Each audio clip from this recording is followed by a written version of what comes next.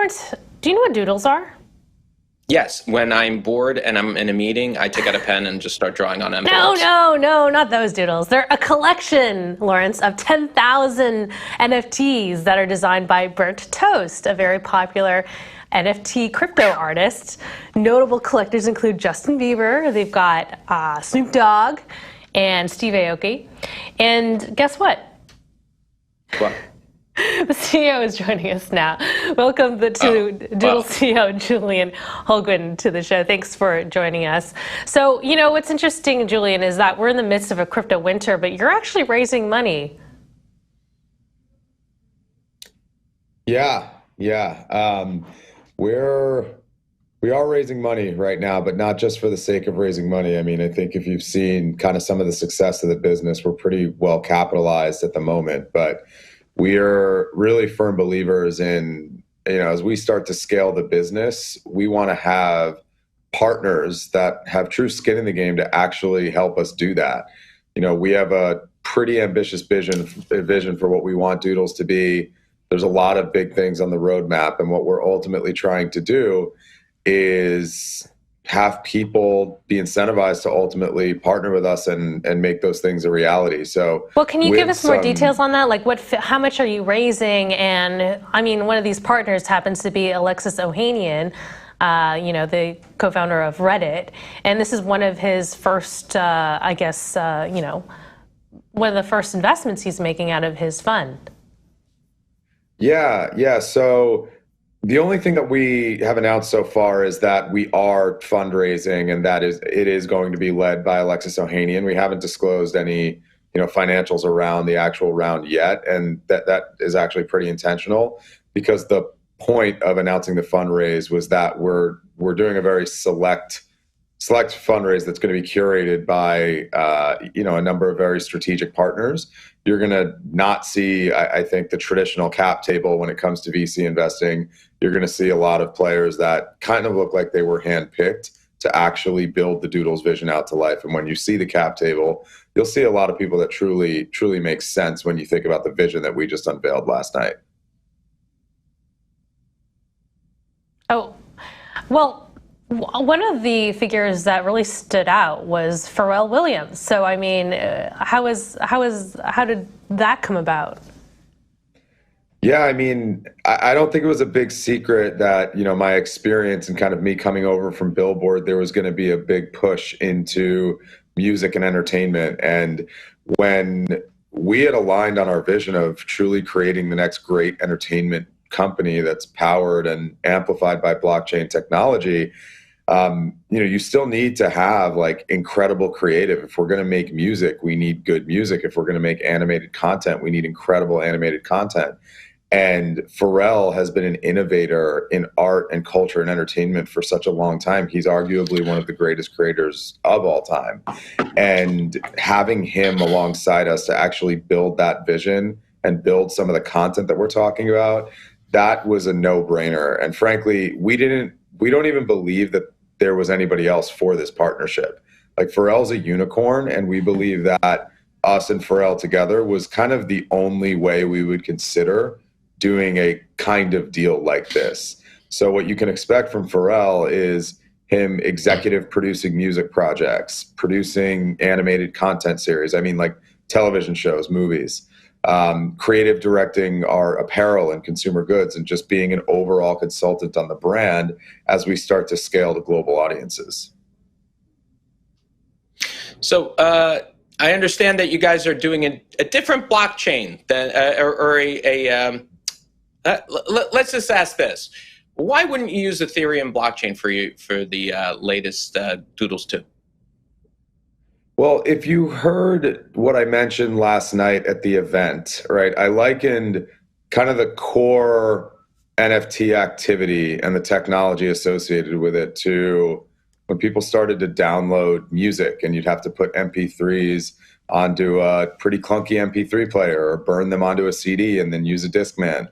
It wasn't really until iTunes and the iPod that tech was truly ready for mass adoption.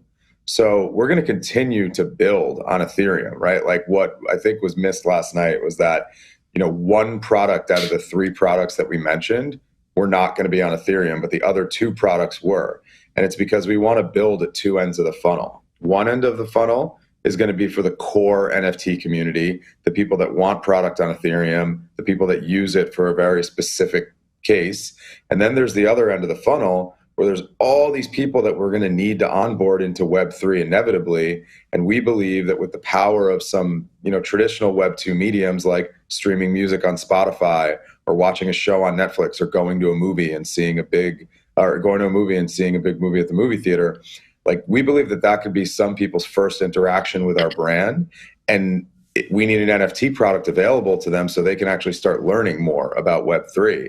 And then eventually those two ends of the funnel are going to start to come together, just like they've done with every other consumer-facing tech in history.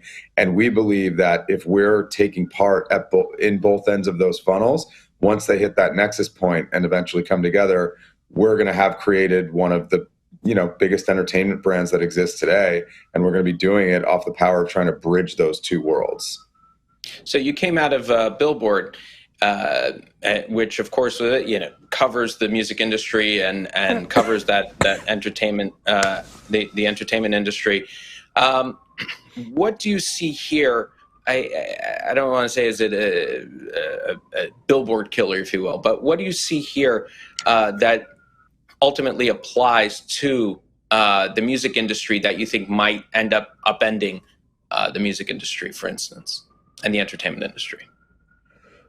Sure. I mean, I don't know that it's going to upend the music industry. I think there's certainly going to be a lot of disruption, but just like there was disruption with, streaming music, I think that's just going to make the music industry evolve. I think it's, the first thing that you saw disrupted by blockchain was finance, right? I think NFT made the, art market, made a major impact on the art market. So you saw some disruption there. I think the next thing that you're going to see is media, entertainment, music. But, I refinanced my house the other day and, I was doing all that paperwork and I was thinking, man, this is pretty incredible. Imagine if we had blockchain technology to actually, supplement this entire experience. It would be so much more efficient. So I subscribe to the idea that blockchain tech, NFT tech is going to completely revolutionize the way we do things day to day. And I don't really think the music industry is any different. I think the idea that you might need millions of fans to make a lot of money on your music is an interesting one, because some people in the NFT space to date have shown us that as long as you have a small subset of fans that are willing to pay for your music every single time you release something, you can make as much money as you would if millions of people listen to it on another platform. But I also think the world needs global superstars, and I believe that both areas of music and stardom and fandom can exist. So I just think you're going to see a lot more people starting to adopt blockchain and some of these NFT practices. And I think our partnership with Columbia Records is a perfect example of that. Like they did something with the Chainsmokers a few weeks earlier, where they gave out a royalty of their song to their fans, all delivered through NFT technology. Our partnership is going to be really interesting, and they dove right in. They weren't afraid of. Julian, what are you doing with this money? Media. Will it be to, benefit the NFT holders of Doodles? And I'm looking at the price of Doodles right now, 14.5 is kind of, Ethereum is the floor, so about $15,000 in today's prices. So I wonder, is it to go to the community and to provide these events and these music experiences? What are the plans here? And how do you plan to compete with other very popular collections, such as the Bored Ape Yacht Club? I see here we're in NFT NYC week this week, and they're also holding their own festivals, Ape Fest. So are you planning to create your own Doodles Fest or those kind of experiences? Yeah, I'll tell you that as far as our live event strategy, it's core to our vision. And I think what you're going to see from us in the future is touring experiences where we actually bring a Doodles experience on the road. Later this summer, we're going to announce a pretty big event that we're going to be doing later in the year. So we're also going to be working on like permanent in real life installations, right? A gallery, for some of the higher end art. and then just an attraction that people can come into and have a good time, on a day-to-day basis. So you're going to see a lot from us in the way of events. As far as kind of what the competition is doing, I look at like a lot of what our peers in the space are doing as not quite the same thing as what we're trying to accomplish. And I think there's truly room for multiple players to kind of pull ahead and lead the entire space forward. So for us, we think about our vision as pretty differentiated, and our idea to be on multiple blockchains and have utility throughout the entire ecosystem hasn't been one that's been executed yet.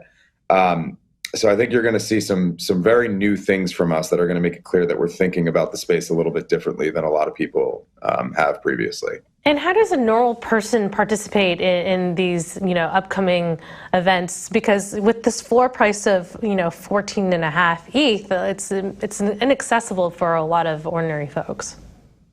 No, that is a great question, which is why we think the other end of the funnel is so important, because when we're going to be building a more scalable solution where you can buy with a credit card, the next phase of Doodles, you heard it last night, you're going to be able to mint a base level Doodle for a very low point of entry, right? So if you want to be in on the Doodles brand, you're going to be able to do that for a relatively low cost. And then the thing that's going to make your Doodle unique or more rare or whatever experience you want to have with it are the wearables that you can buy and layer on top of it. So you might want the really rare, rainbow puke asset, and you go pay for that. And that's the thing that you layer on there. But if you just want to be a part of the Doodles community, you're going to be able to do that for a relatively low cost. And that is why we believe we can grow the community to millions of people without diluting the original collectors, because the original collectors that own that token are always going to have the most utility within the ecosystem.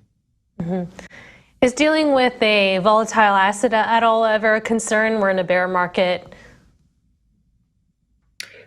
Yeah, for sure. I mean, but I think, again, it goes back to us building the marketplace that we're going to be building. Is we don't want to always be completely tethered to the price of crypto. I mean, I think that's inevitable to a certain extent. But I think as we start to scale, you're going to see a lot of revenue streams that are not quite tied to cryptocurrency.